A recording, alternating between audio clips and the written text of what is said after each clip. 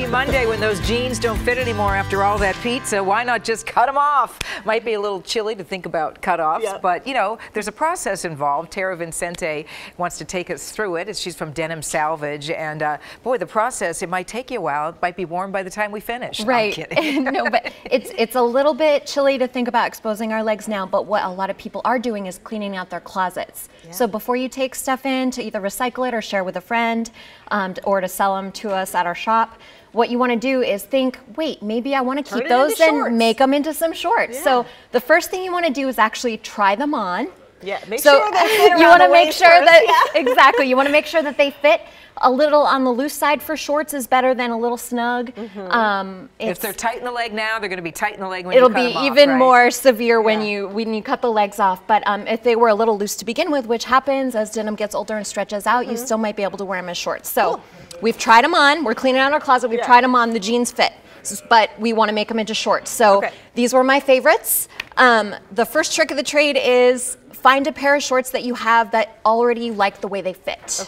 More often than not, people are like, I don't know, I cut them and they never fit right, but we don't have to reinvent the wheel. Find a pair that you do like these. Use it as a pattern. Exactly. So what I've done is I took my old jeans and just mark them with tape then. I took out a pair. These are brand new shorts, but I'm like, hey, I want to make another pair just like this. The first thing you want to do is compare where I've made these lines this is the rise, and then this is actually the leg hole opening, which is really important. So we're going to line them up on a pair of jeans, but if for some reason the pair of jeans we want to cut is not similar, then they won't come out the same. So we're going to literally use them as a pattern.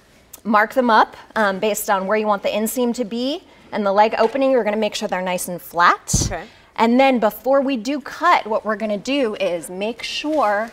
This is what I was asking you before, because in my mind I would be like, oh, just cut straight across. Exactly. But when you actually try them on and your booty gets inside there, it takes up a little room. Right? Absolutely. So trick number 2, we've picked out our favorite shorts, we've marked them up. Before we start chopping based on where we've marked, we're going to make sure that we pull them down in front. So the front is down, not at the top. Exactly. And if you need a little help doing that, you can either pin them up to your board or put something heavy on the table to hold them in place. Flatten them out, smooth them out so that there's no wrinkles, and then we can make our cut. So then what happens is this makes the back piece of short longer than the front. Exactly. So then when we actually go to put them on, they look normal. They look potentially normal. Exactly.